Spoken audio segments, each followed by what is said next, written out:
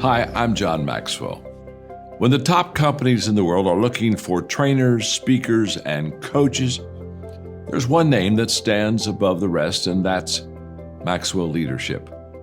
Our certified team members have gotten proven results for companies all over the globe, and our reputation, I'm proud to say, is second to none. Some of our members have risen to the top of their profession, including the one you're going to meet today.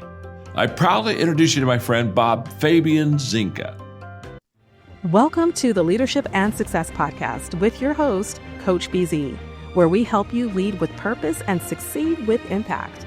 If you're ready to grow into the kind of leader others want to follow, this podcast is for you. If you're determined to elevate your success and leave a lasting legacy, this podcast is for you. As my mentor, Dr. John C. Maxwell reminds us, everything rises and falls on leadership. Our goal is simple: to inspire you, challenge you, and equip you with insights that can transform the trajectory of your leadership journey. Welcome aboard to another episode of the Leadership and Success Podcast with Coach BZ.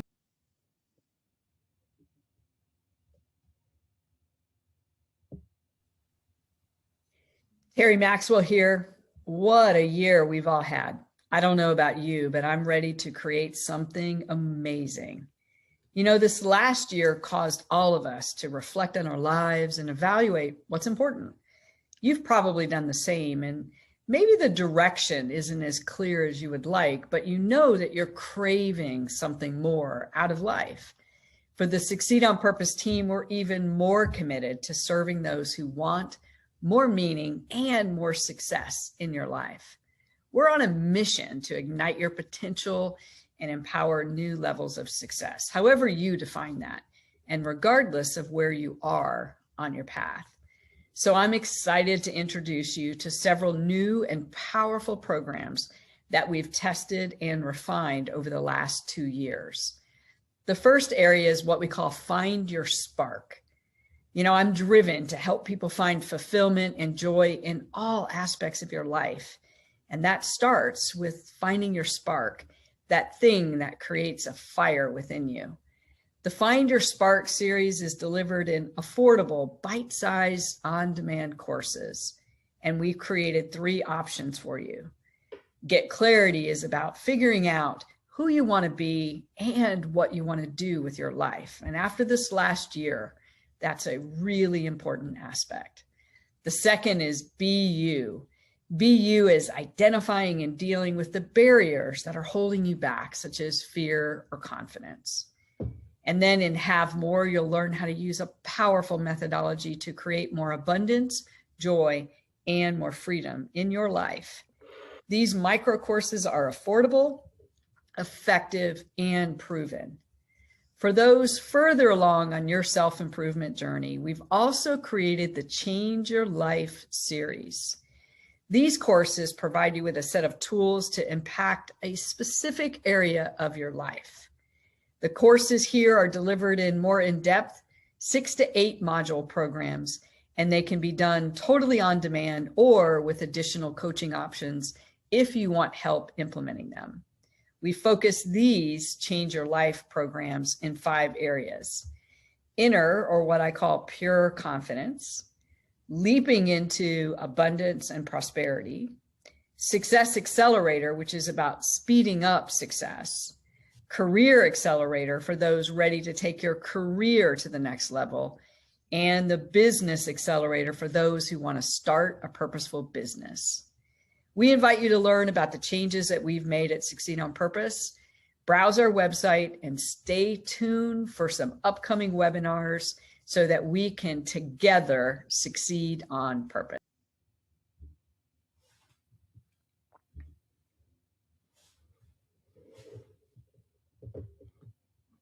All right, everyone. We have a very special guest here today in the green room. And before we get started, like it is our custom, we always start with a moment of gratitude. So this is actually the third time we are going live today. So you guys already know today I'm grateful for the new year, but also for Terri Maxwell, who have agreed to be on the podcast and to really share what they have learned and to help us be better leader and have greater level of success. So I am so grateful for that. So without any further ado, let me see if I can properly introduce our guest today. So very briefly, Terri is an investor, a business growth expert and author, and founder and CEO of Share on Purpose. Over 30 plus year career, she has launched, scaled, turned around, and exited 50 plus companies, including ventures tied to a NASDAQ IPO. So Terri is known for providing that purpose and performance are not opposite, but force multipliers. So she's the author of Succeed on Purpose, Everything Happens for a Reason, and the architect behind purpose-driven platform like ShiftCo and Ignite on Purpose, helping founders and leaders grow business that make the world better, not just being profitable, but actually making the world better. So, ladies and gentlemen, please help me welcome to the Leadership and Success Podcast, the one and only Terri Maxwell. Hey, Coach Bobsy, good to see you. All right. Good morning. How are you doing today, Terri? I am great. Boy, you just are just like the Energizer Bunny. You just lift everybody's spirits. Thank you. So maybe to get started, what are you grateful for today? Today is January the 2nd, the day after New Year, 2026. I can't believe it. You know, I'm grateful for my family and my health. I turned 60 in the last year, and the things that are most important to me are my family and my health. That is really, really powerful. And by the way, the introduction video, I believe you recorded this during the pandemic or right after, but I think it is still applicable today, right? It's when I was publishing for Forbes, they used to call them evergreen or something. Yes. Evergreen. So it really, really never goes out of style. But I think right now, 2025 has been a very, very tough year for a lot of people. And I think we need the help of people like you to help coach us and really help us get back on purpose and on track. So that's why I'm so excited that you are here. Maybe as an icebreaker, is there something about you that most people may not know about? I have the word grateful tattooed to my arm. It's a real tattoo. So when you said a moment of gratitude, I felt right at home. I take that so seriously that I have it tattooed to my arm. Yes. That is powerful. I think Oprah was one of the people who influenced me because when you are grateful, you cannot be depressed or suicidal at the same time. It's just not possible. Wow. But you've had quite a career. So your leadership journey kind of began long before boardroom and exits. How did your early life experiences shape your relationship with adversity, responsibility, and resilience? Yeah, so I was given up for adoption at birth, and then I was adopted by parents who were alcoholics and abusive in every way possible. And so I developed a kind of a chutzpah, kind of a toughness about me at a very early age, and that served me really well. But there was a story that I frequently tell from stage about my grandfather. He knew that my life was going to be difficult, and he taught me this lesson that you get what you focus on. And that really stayed with me. And he taught me how to look at even failure as just a stepping stone to success. And he taught me how to look at life from what can I learn from it and how can I give more back. And so that really, I think, is how my life prepared me to lead, and certainly to lead at the next level like I'm doing today. Wow, that is very, very insightful. You get what you focus on. I didn't know you got it from your grandfather because you do say that a lot. And I was thinking there's got to be a story. There's a story, yeah. There's a story, yeah. So the story was I used sports to overcome this difficult life, and I was a point guard in early in high school. And the first half, we were just killing it, and I just couldn't do anything wrong.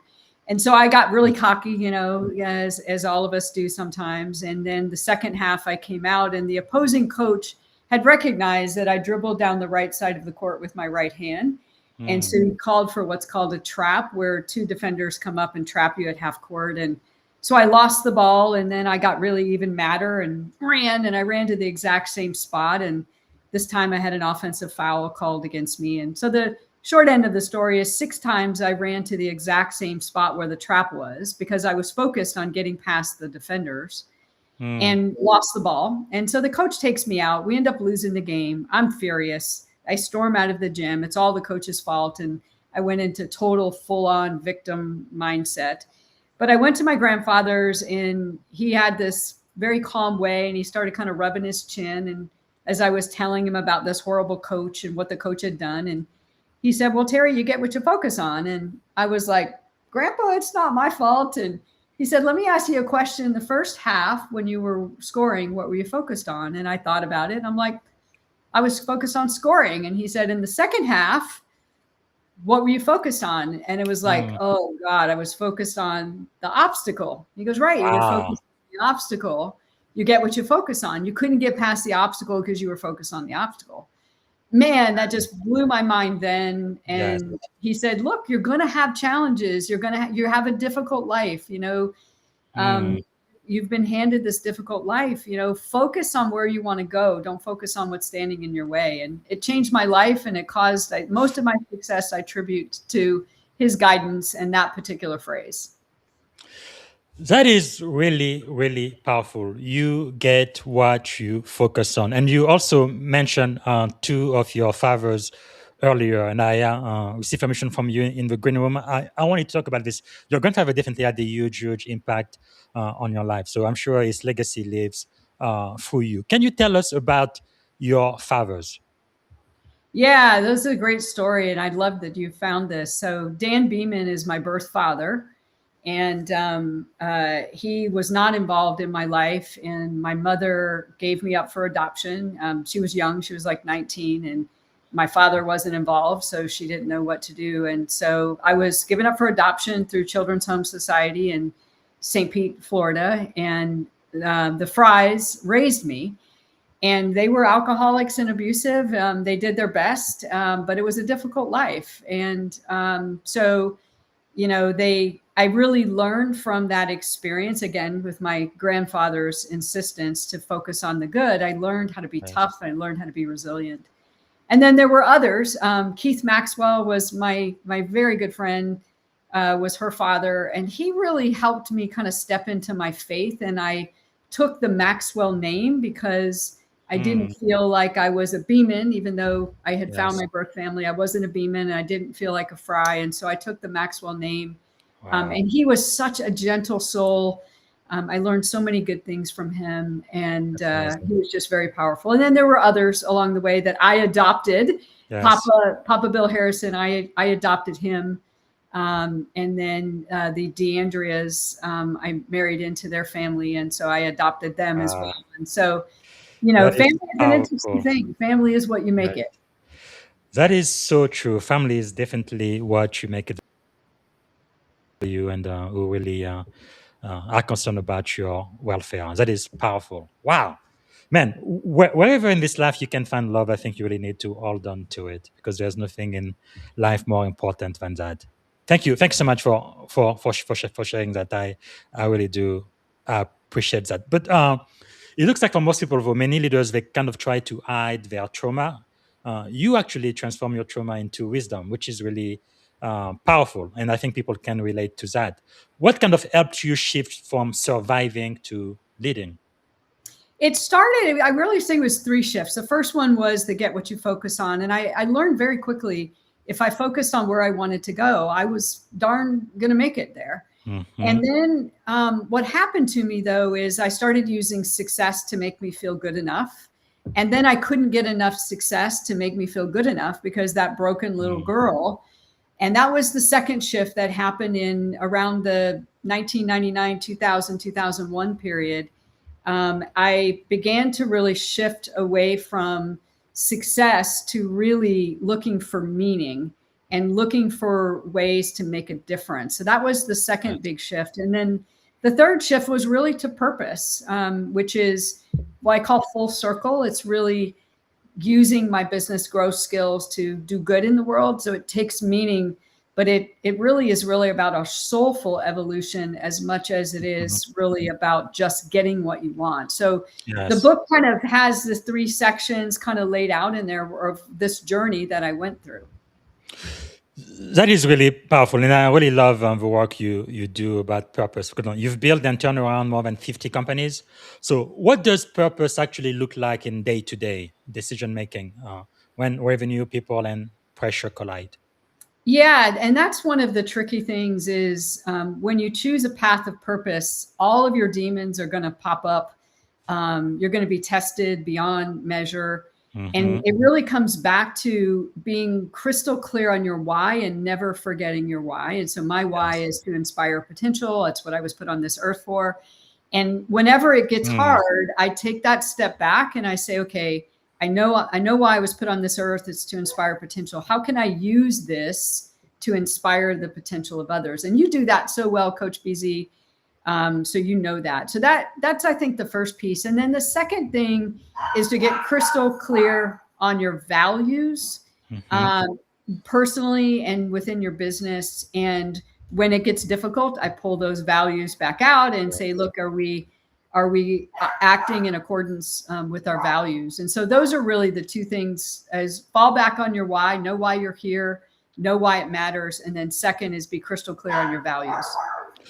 That is so powerful. I've been in Silicon Valley for the last maybe 11, 12 years. And in my own experience, especially working with startup, many of them, no, they have flyers on the wall, what supposedly their core values are. But the reality is, no, those are not core values at all because they don't live by them, right? Because in my mind, if you have core values, you should live by those: hire, fire, and make decision who gets promoted and so forth. But I have had quite a few jerks who keep getting promoted because they bring in a lot of money or whatever, but they don't live by the core values of the organization, and that makes people like me, very concerned. Like I don't really want to be part of an organization that doesn't have any integrity. Can you tell us a little bit more about that? Why it's important for a business?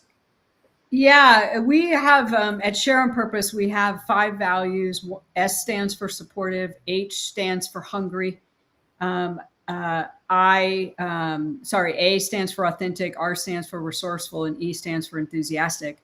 And we Sure. use those when we hire people. We use them in their first 30, 60, 90-day evaluation. Wow. And if they're not operating and living by those values, we do what we call a compassionate exit and help them leave the organization.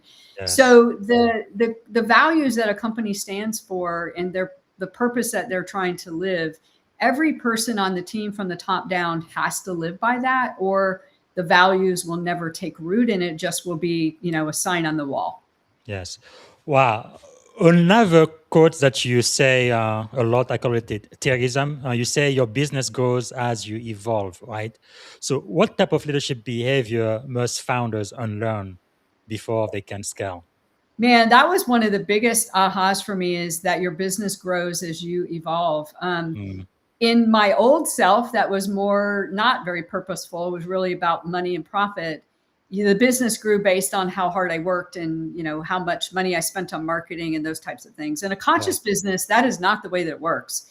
You as the leader have to evolve, and your business really grows through your evolution as a leader. Mm, And you have to evolve everything. You have to evolve the way you market. You have to evolve the way you speak. You have to the way yeah. you hold yourself, the way you handle stress. And so your business grows as you evolve. Yes. Anytime your business is stuck, go inside. It's going to be somewhere that you're stuck, either mentally or somatically, or through your actions. Mm, Your actions aren't matching your words. And yes. so that's really the key: is if you want your business to grow as a conscious leader, you have to go inside and look at what's holding you back. That is really powerful. One of my primary mentor, Dr. John C. Maxwell, same last name as you, probably not related, but 21 Irrefutable Laws of Leadership has been our curriculum last season and for season 5 also. Actually, it's number one law of leadership, the law of the lead, right? Leadership ability determine a person level of effectiveness. You will never be able to outgrow your leadership ceiling. So as you evolve, as you say, your business will too. That is so powerful. It's kind of simple though, but in my experience, a lot of those leadership principles are not really complicated, but it's really in the doing, what practicing it, putting it into practice. That's really what makes the difference, doesn't it? It's 100% that. I mean, your actions really will dictate your results. And as a conscious leader, and I do love that book, by the way, as a conscious leader, people are looking at what you do, not what you say. And so if I come and I show up for a meeting and I'm all stressed and all that type of stuff, then what are they saying is, oh, wow, we should be stressed. If I come regardless of what's happening inside the business and I come very calmly, if I listen to them actively and I really pay attention and I'm interested in them, then that's the way that they're going to behave. So it's really your evolution that will dictate the level of your success in business. And I think it's probably something I urge you say too, that you've written about the difference between working in the business and working on the business. Is there a difference? There's a huge difference. And this actually came from somebody else's work a long time ago. I think it was called the entrepreneur's myth. And I was living that myth, where I was working in the business and I needed to be working on the business. And it's one of the things that I've realized, I call it the conscious business growth platform, is businesses go through these stages, much like an infant goes through stages, businesses go through stages, and you have to work on yourself enough that you're truly able to delegate effectively so that you're working on the business and not in the business. Wow, that is so powerful. Again, very, very simple. It makes sense, but it's really in how you implement it. So what about in high-stakes environment? For me, in the military, but startups as well, tech, crisis response, speed does matter a lot at times. But how do leaders balance urgency with intention without burning out their teams? Yeah, great question. It really comes in conscious space, creating the space. If you really think about it, when you're in a state of urgency, so, I had a situation as a child where my parents had too much to drink and they were fighting and the knives came out and it was going south really fast. And my nervous system got hijacked really quick, but I was calm on the outside. And I use that as a reminder to people that, you can get your nervous system jacked up, but with just a few deep breaths, what I call the success switch, you can calm your nervous system down and then you can respond rather than react. And that's how you move forward with intentional urgency, is really making sure that you're regulating your nervous system through breathing, or what I call the success switch. And that by regulating yourself, you're able to see clearly, we should turn right, we should turn left, so that you can make an urgent pivot, which I think right now, having a sense of urgency intentionally, I think, is very important in business because there's so much coming at us. But if you do that from an unregulated nervous system state, you're going to make mistakes and you're going to lead your team astray. And by just simply breathing and getting yourself calm before you react, you make better decisions.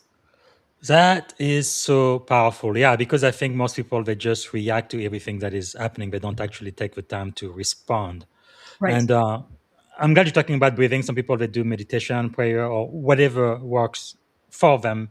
But that is so key, though, because many times, especially now in 2025, there is so much happening and the world seems to be changing around us so quickly with emerging tech and all of that. So as a leader, what would you recommend for leaders to kind of remain calm and kind of find their center in the midst of all of the chaos around us?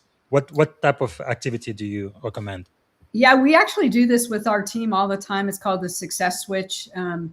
And it's ABC, so it's real simple. I like to keep things simple. So A stands for awareness, and you just use the prompt, the truth is I feel, and whatever comes up is basically what's in your subconscious and in your nervous system. So if I said the truth is I feel frustrated, that's basically what's my nervous system is reacting to. I may on the outside think everything's fine, but that whatever I say, the truth is I feel, whatever is in my subconscious is going to be there. So, okay, I'm frustrated, great. And then you go to step 2, which is to breathe. And it's just 4 breaths in through your nose, real deep, and out of your mouth 4 times. Nice and deep. Wow, that calms you down. Yeah. And then you do it the second time. And what's happening is your brain is sending hormones, dopamine and serotonin, into your bloodstream, which is calming everything down. You do that 3-4 times. So real simple. And after the 4th time, you'll find you just have like this space. Wow. And then C, which is the 3rd step, is claim what it is that you want. So, I claim that we're going to move forward and we're going to be successful, or whatever that is. Yeah. And there's a little guide on the Succeed on Purpose website under resources for that to walk you through the steps. But it's so powerful. We teach it to every employee. We use it in our leadership meetings. Man. We'd start everything with what we call the success shift or switch. And it switches your brain out of fight or flight and into the place where you can actually create success. So I call that the success switch. It's very quick. It takes just like a minute and a half. And Yes. you turn on the parasympathetic nervous system. And then all of a sudden you get out of the fight or flight. And now you're in the rest and digest. And now you can see your way through to the other side.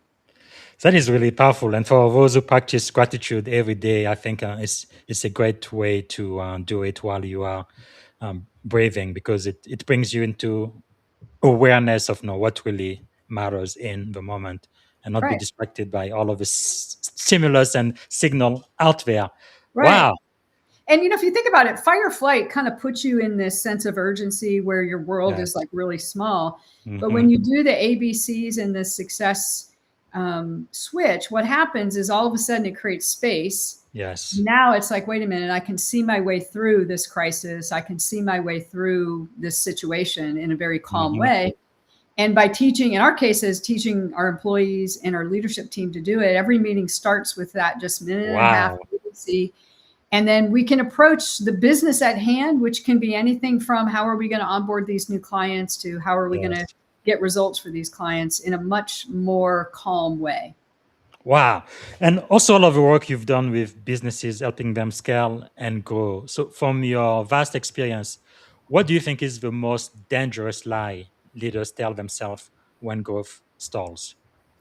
Yeah, the most of the time they start looking for someone or something to blame. And what I have found about growth, particularly on a conscious level, is it's happening for you, it's not happening to you. Hmm.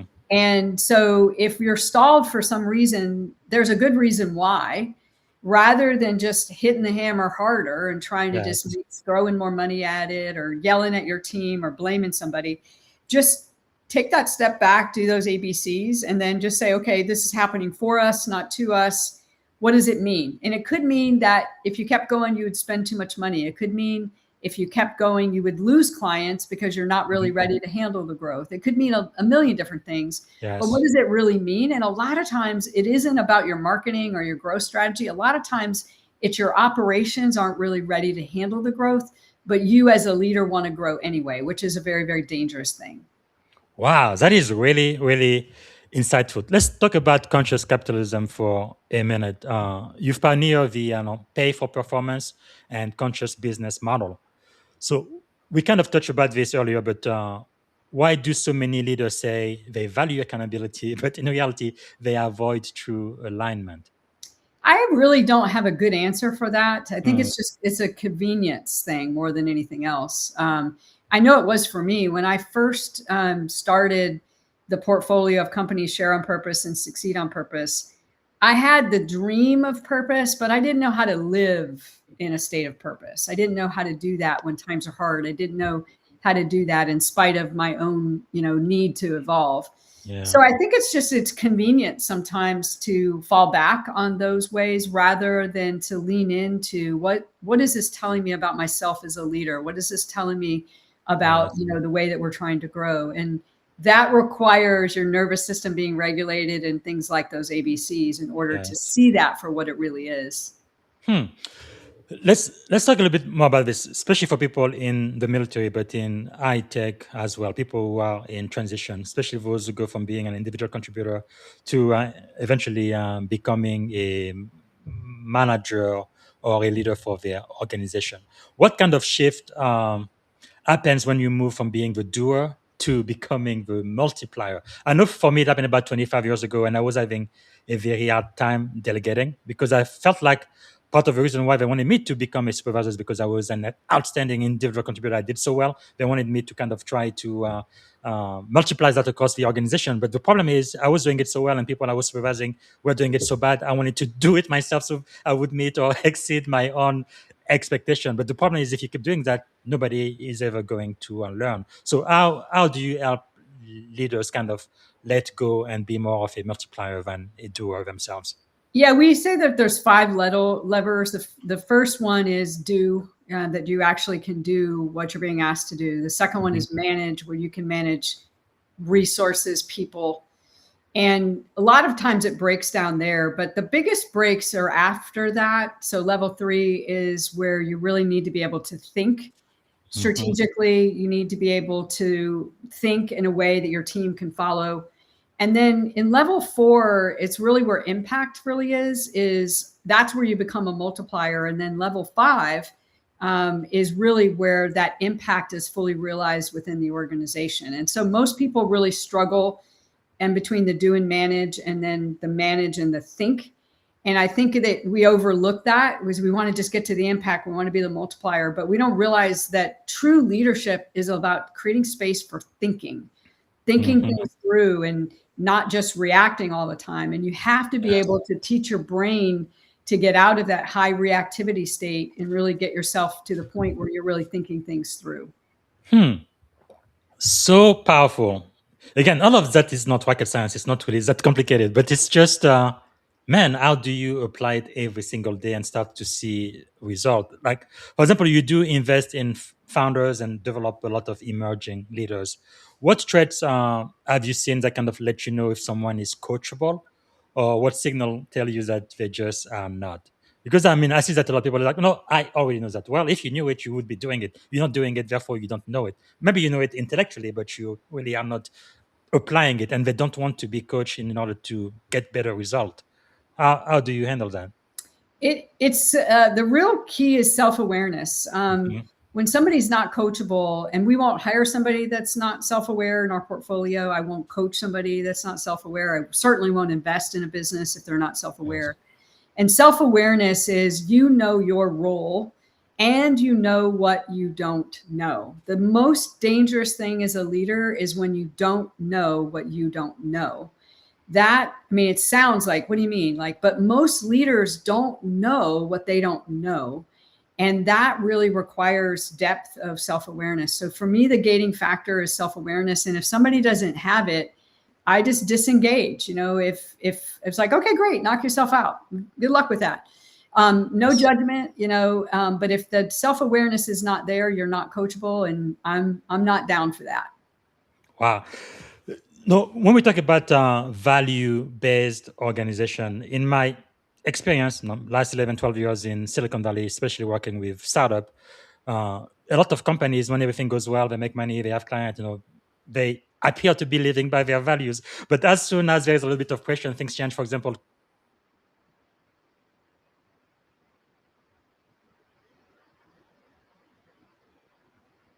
you is, how do you preserve culture when the mission is under stress? Yeah, I think culture is built when the company is in stressful times. I think who you really are, if you think about it as a human being, businesses are a living organism, in my opinion. They're just like human beings. They have a life of their own. And so we are forged. Who we are shows up when we are under stress as individuals. And it's been the times that I've been squeezed that I saw who I really was and saw the pieces of myself that I didn't like. The same thing is true in a business. Again, it's a living organism. So when you're under stress, and we've had several of those periods in our portfolio, that's when our culture really was forged. And the people that stuck with us, the ones that are really leading the culture today, those are the ones who are living by our values, and they take those values seriously. So I think your culture is forged and tested in those times, and whatever shows up is who you really are. It's not who you say you are, it's who you really are. Well, I usually reserve this later in the podcast when I ask about success and failure. And I usually ask, how has failure shaped your life? But since we're talking about stress and pressure right now, maybe now is a good time to mention this. You know, you've lived through economic downturn, exit, reinvention, and risk. And sometimes it feels like the wind is taken out of you. But what has failure taught you the most about yourself as a leader? Great question. So back to this grateful word. Our largest business in 2018 lost its largest client, and the client refused to pay a very large amount of money. Wow. And over the course of the next 6 months, we lost about $1.4 million. It was a lot of money. Whoa. Wiped our cash out, almost took the whole thing under, because not just because they said, oh, we're canceling the contract with a 2-month out, but they said, we're canceling the contract. We're not paying you anything. Wow. Yeah. So we literally went from being profitable and knowing where we were going to invest to losing a lot of money really fast. And it was one of those things. It's like, you see this thing crumbling down. There's nothing you can do, right? There's nothing you can do. I didn't create this situation. There's nothing I can do. I just have to let the walls come crumbling down. And I realized through that process that my DNA was changing, that I was becoming grateful for the failure, because then I could see what wasn't really built to last. It was the failure really showed me what wasn't built to last. And that's when I embraced this in April of 2019. And I got this tattooed to my arm, is I'm going to be grateful when it's working, and I'm going to be grateful when it's not, because what's not working is showing me what I need to shore up to create what it is that I want to create. Wow, that is very inspirational. Thank you so much for sharing. Man, sometimes you just wish that people would do what they are at least contracted to do. I mean, that's just the ethical thing, but wow. So for leaders who are listening right now who might feel stuck or misaligned, what do you think is the first courageous step they should take today based on your experience? Yeah, this is always hard when I get asked this, because people don't like the answer. But the truth is, I believe that 9 times out of 10, we know what we should do. It's that we're afraid to do it. And so what I always do when I'm at that place is say, okay, the truth is I fear. I start journaling about what I'm afraid of. And 9 times out of 10, I know what to do. It's just that I'm afraid to do it. And so that's my guidance for people is, I think 9 out of 10 times we do know what to do. We're just afraid. And then we make all these stories and we tell ourselves we're confused and all this kind of stuff. We make it more messy than it really is.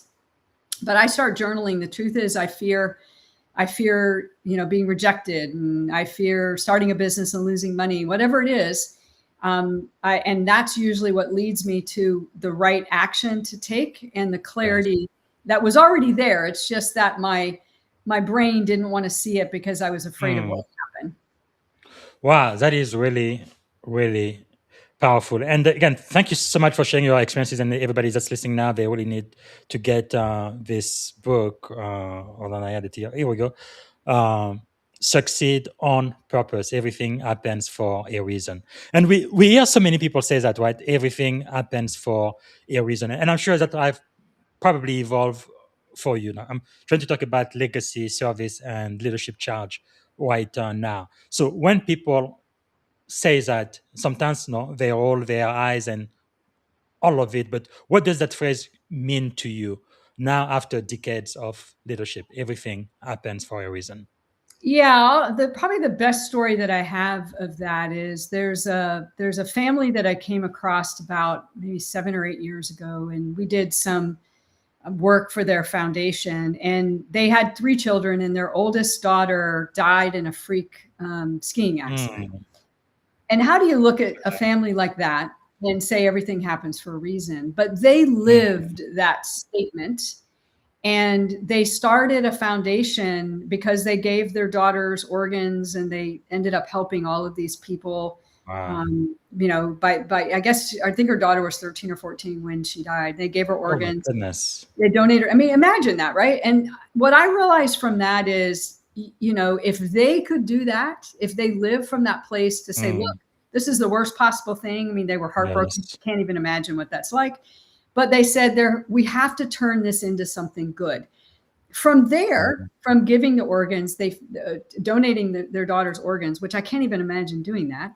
They did a foundation to really spread the word about donating your organs. And now they have helped thousands and thousands of families get the support that they need in these situations, as well as spread the word that donating your organs is a real thing. They've legislated in Texas.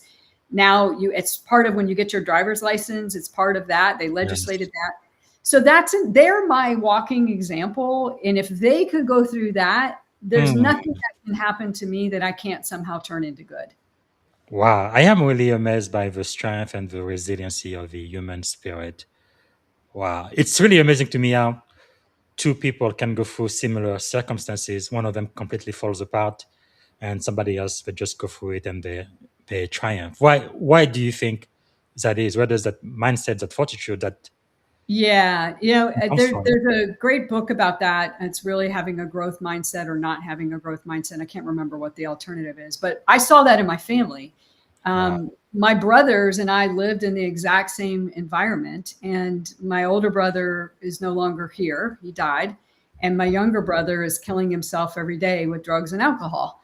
Mm, And what's the difference between us? The difference was that I chose to look for the opportunity. I chose you get what yes. you focus on, and he focused on different things, or they focused on different things. And it doesn't make one right Yeah. or one wrong. It just is really deciding what you're going to perceive about life. Hmm. And so often I think people choose to tell themselves stories about, oh, well, you were fortunate and I wasn't. And I Yes. just don't believe Yes. that, because in our family, we all had the same opportunities presented to us, the same Hmm. challenges, and we each took a different path. And I just believe that you Wow. truly get what you focus on. Thank you. Thank you so much for sharing that. Wow. Okay, this is the part of the show now. We have about 20 minutes left. I want to focus specifically on leadership. I guess one of the first questions I want to ask is, what do you think is the greatest lesson you've learned so far in life, in leadership in general?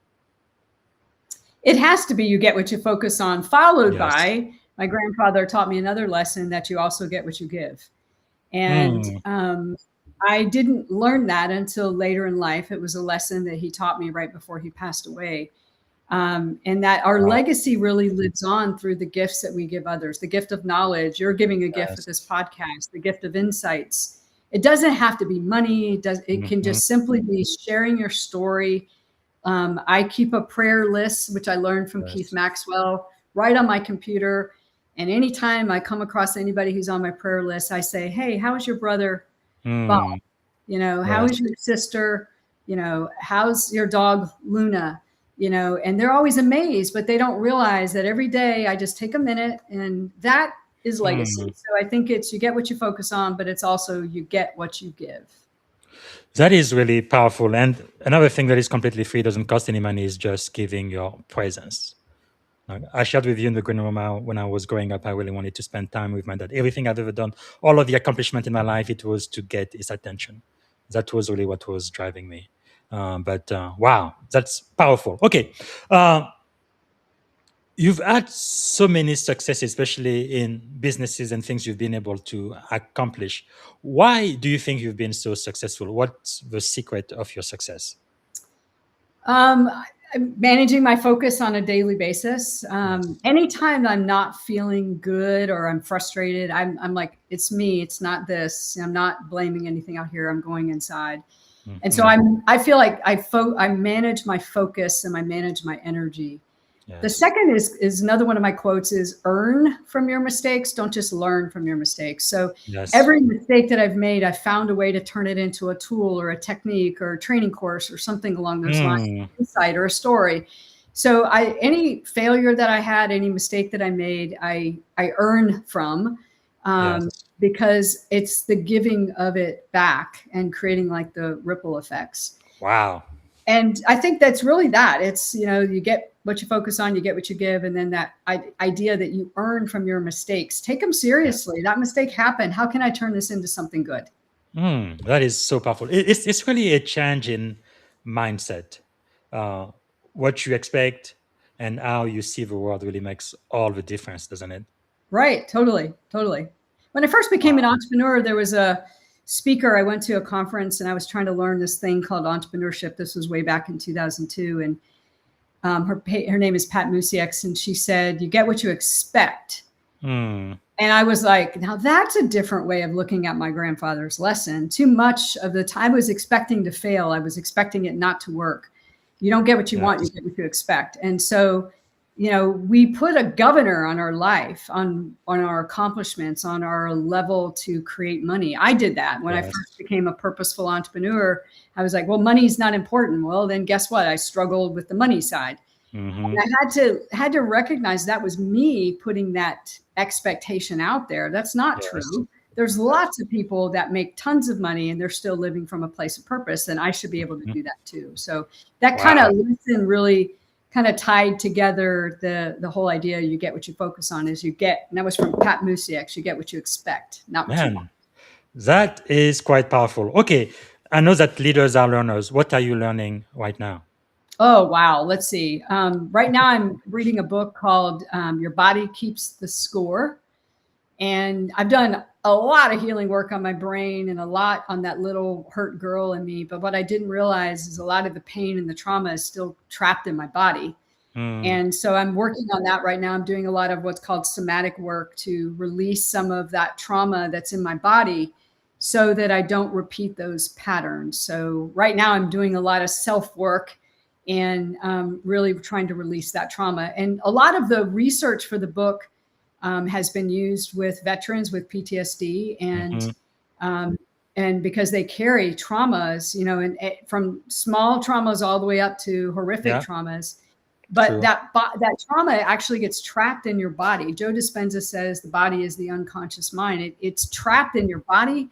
And then your brain is, you know, kind of it builds like a neural pathway from the brain to the body. So that's what I'm working on now, Coach BZ, is releasing some of the trauma from my body.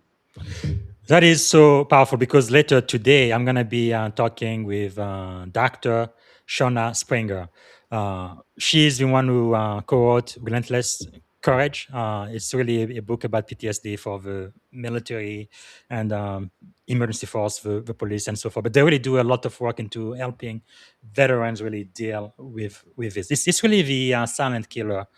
Truly, especially in the military, about 21 veterans commit suicide every single day.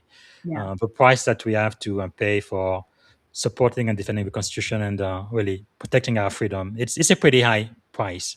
It is. Thank you for sharing that. Is there maybe, if you are willing to share one of the greatest fears that you were able to overcome? The biggest fear really was in the last 10 years. And that fear was, I was almost afraid of my own light and my own power is the only way to describe that. I think some of that came from that early trauma. And so I worked with a somatic therapist and really just got comfortable with my light. I got comfortable with the fact, no, I am here to change the world and that's okay. I am here to stand on that big stage and to give people guidance. But I'm also here to be authentic and to tell it like it really is. You know, people say that all the time. Terri, you just tell it like it really is. You don't tell me it's going to be easy. You tell me to choose your hard. You don't tell me that, you know, building a business is you know, we're going to make tons of money. You say you're going to work harder and then eventually you'll make some money. So I think that it really was just being comfortable with my light and standing in that was probably the biggest thing I had to overcome. Wow, that is so powerful. It reminds me of Marianne Williamson, which I think Oprah made very, very famous a few years back. One thing she used to say all the time, our deepest fear is not that we are inadequate, but our deepest fear is that we are powerful beyond measure. Right. Wow, that makes you think. Yeah, and that was what I had to do is I was playing small and I was allowing people to take advantage of me and I was allowing, because I was not donating, but I was investing in their businesses and it's real easy, you know, for people to take advantage of that. And I was like, and I was afraid of just standing on that stage and just telling it like it really is. And not anymore. Wow. Now it's like, nope, shine the light as big and bright as you want. Here we go. Wow, that is really, really powerful, man. You have to think about that. I know Brian Tracy, one of my mentors, actually, I think he lives in San Diego now. But anyway, he used to say, what would you do if you knew that you could not fail? Wow. And I would do exactly what I'm doing today. That's how you know when you're on the right. I would do exactly what I'm doing today. Wow, that is just fascinating. Okay, let's talk about maybe some of your role model or thought leaders, some people that you follow.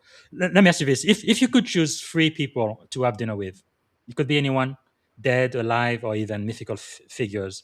Who would you choose, and why? Number 1 would be Maya Angelou. I think that I just, her wisdom is just beyond belief. Second would more than likely be Wayne Dyer. He's one of my personal mentors and has really, really helped me.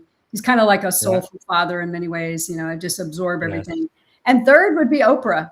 I just Yes. feel like Well, we're destined to meet at some point, and I just feel it in yes, the bone in my body. And it's like, Oprah, you want to talk about purpose? Great. Here's that's powerful. how you build something on purpose. And so I'm just Yes. waiting for that door to open up. Well, that is really powerful. I know Maya Angelou was Oprah's mentor, and Dr. Dyer has been featured on the show many, many times. And one thing Dr. Dyer really taught me was to live with intention. That is so powerful. Yeah. Wow. Okay. What are some of the books that you've read that we should read? I believe you recommended this one here. The Untethered Soul by Michael Singer. I read that book almost every year. And he has Wow. another one called The Surrender Experiment that's kind of like what's behind the Untethered Soul. But this method really, really unlocks that addiction to that mental chatter. Yes. And I first started reading that book in, it seems like it was 2013-ish, and really started helping myself disconnect from the mental chatter using the techniques in that book. And so I go back to that book on a regular basis. Wow, Super that's powerful. helpful. And what about this one, especially the yellow one, Conscious Capitalism? Yeah, I highly, highly recommend this book. When I first started the Share on Purpose portfolio of companies and Succeed on Purpose, which we started both of those in 2009, I had no idea what I was doing. I just knew that I was never going to live another day and not have everything be about purpose. I thought I was the only person in the world. Well, come to find out, there are millions and millions of people, hundreds of thousands of businesses that are operating this way. And so that book and that organization kind of became my roadmap for how do I build something that is both purposeful and profitable. Wow. So if you had one and only one day to live, what would you have liked your final contribution to be? Probably just with my family, would probably be that. I'm blessed to live in a family that I love and adore, and quality time with them is like the best thing in the world. So it probably would be something like that. I feel like those bigger things are already well on their way. I think if it was just the last day, it would just be with my family, letting them know how much I love them. Powerful. And if you had a magic wand and could solve any problem in the world, when you wake up tomorrow morning, what is the one problem you'd like to solve? It's a tie between helping people realize that they do have the power to shift their life and just helping us become more kind as a society. We've really lost that. And we've lost empathy as a natural response. And everybody's kind of got into this attacking the other and fear of the other.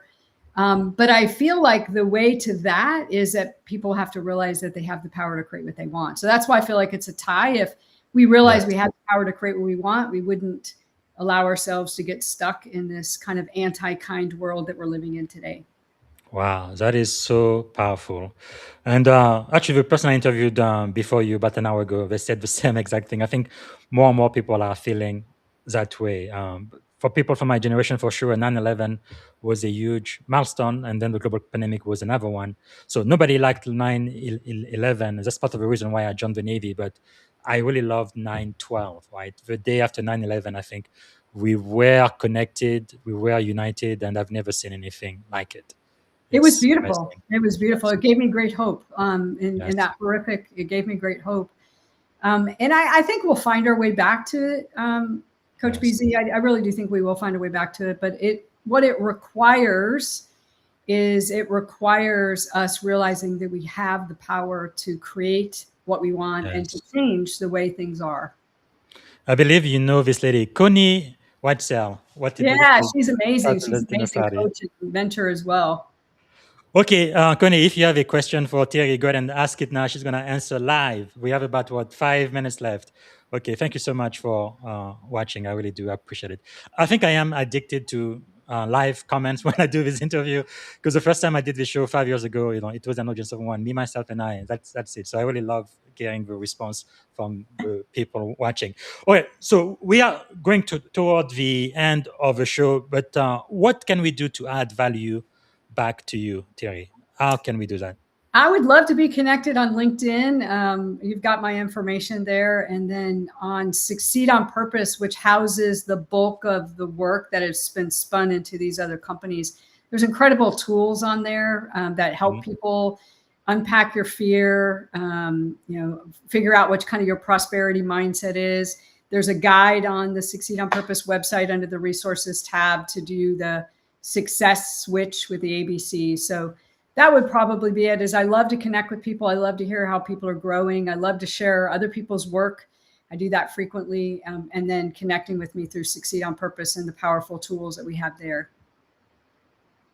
Well, that's powerful. So I'm showing on Succeed on Purpose, and under resources, you actually give away some free resources too, don't you? Yeah, there's a tool kind of what fear. Yeah, we talk about fear that is on there. There's also what's prosperity, what growth zone are you in? That's that growth mindset, career persona. And then also there's an energy clearing guide and lots of other tools up there, but those are the main ones. Mm-hmm. For free. Yeah, well, here's the thing is, this is, in order for me to help somebody, they need to be crystal clear on what's holding them back. So what I found is that if I just give away those tools for free, people will have their own breakthrough. Oh my gosh, it's this holding me back or it's that holding me back. Yes. Then when they're ready, they can buy any of the programs that they want. So the tools are really to help people get clear on what's holding them back, and then they know how we can help them. That is so powerful. And it reminds me of what your grandfather told you, right? You get what you give. So powerful. All right. So we are toward the end. Is there a question I should have asked you that I didn't get a chance to ask? Anything you wanted to share to the audience? My question is, how can I share the amazing work that you're doing? Well, thank you so much. Just by being here, it is really a great honor. I think I've been trying to interview you for almost a year, I think. I'm really, really, really grateful. Sometimes you send a message on LinkedIn and it gets buried or whatever. But really, for the premiere for season 5, I can't believe I've been doing this for 5 seasons now. This is really, really insightful. And I do have a couple of mentees here who have started their own businesses, and I'm definitely going to make sure. I think I invited them to watch live, but they need to hear people like you. And they happen to be females. As you know, there's a lot more male in position of leadership. It's difficult to find a role model. But I think when a young woman sees somebody like you, really leading at a high level, it gives a lot of hope. And yes, I can do it too. And that's what I am trying to create here. Good for you. Partially. So thank you so much for that. Okay, so let me ask you the most important question then on the podcast, I think. If you could go back then and give a piece of advice to your 17-year-old self, standing at the edge of this incredible career you've had, what would you say to 17-year-old Terri? Oh, wow. It's easier than you think it's going to be. Don't work so hard. Because I think I thought I had to prove to myself that I was good enough and it had to be hard. And what I've learned is, it's not that hard. It's just, we make it harder. And so I think that would be the one thing I would like my 17-year-old self to know is it's going to be easier than you think it is. Don't work so hard. Powerful. Just follow the path and let it lead you where it's going.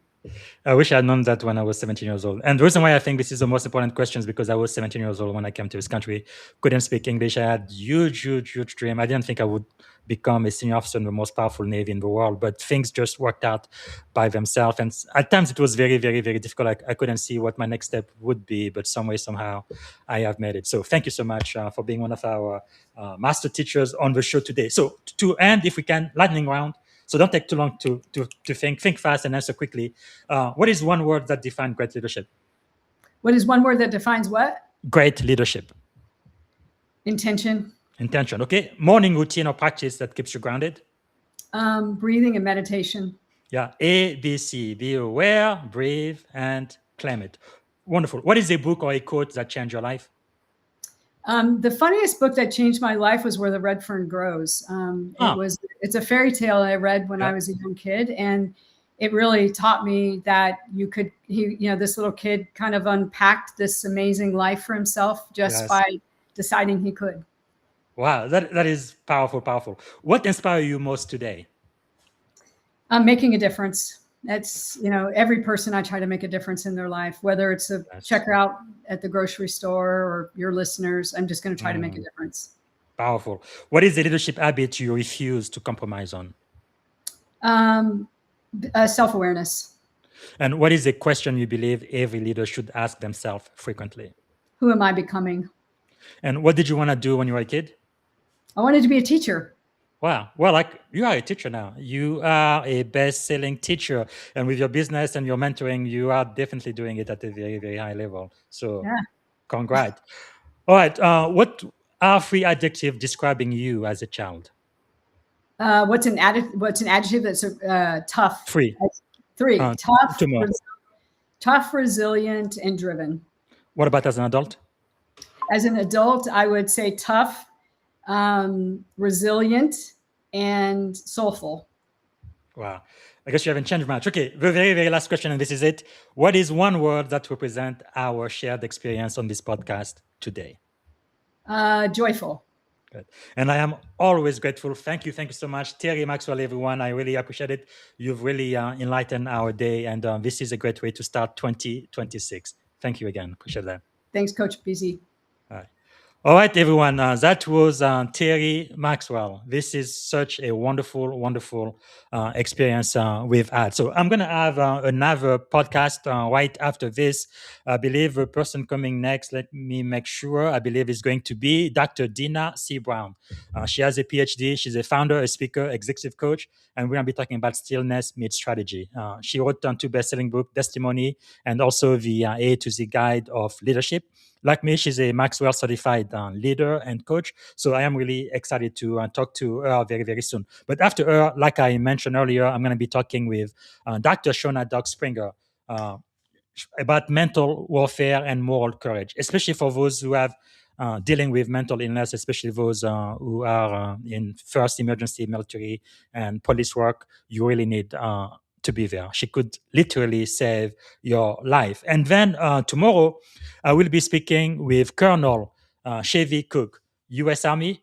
He's a mentor-in-chief, soldier scholar, and a strategist. We're going to be talking about beyond control. How do you lead when you do not actually control, but you influence others? And I also have Admiral Melissa Burt. She was the JAG for the U.S. Coast Guard. So she's retired now. She's principled, strategic, and empowering. Again, I love to see those women in high position of leadership.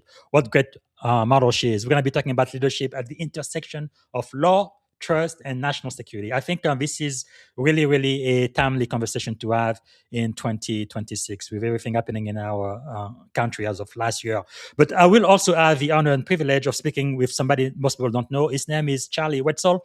He is actually the writing partner of Dr. John C. Maxwell. Most of his #1 New York Times best-selling books, this is the man behind the scene who made it happen. So I want to make sure to share the spotlight on him. Actually, the 21 Irrefutable Laws of Leadership, if you look at the dedication page, the first page of his book is dedicated to this man, Charlie Wetzel. Again, nobody would know his name, but he is the one behind John Maxwell, is the one who even helped with Go Up with Faith, and he helps a lot of other leaders really fulfill their destiny, and that is so important. So we have many other guests scheduled for season 5, and another thing I've been doing, I am going through the book of Proverbs. I've been doing that since I was a teenager, like 12, 13 years old. When I got married, I did it with my wife every year.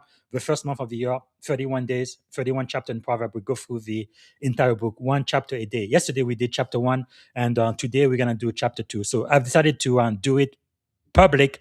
So we're going to be doing ancient wisdom mentoring from the book of Proverbs. This is not religious at all. It's just about leadership.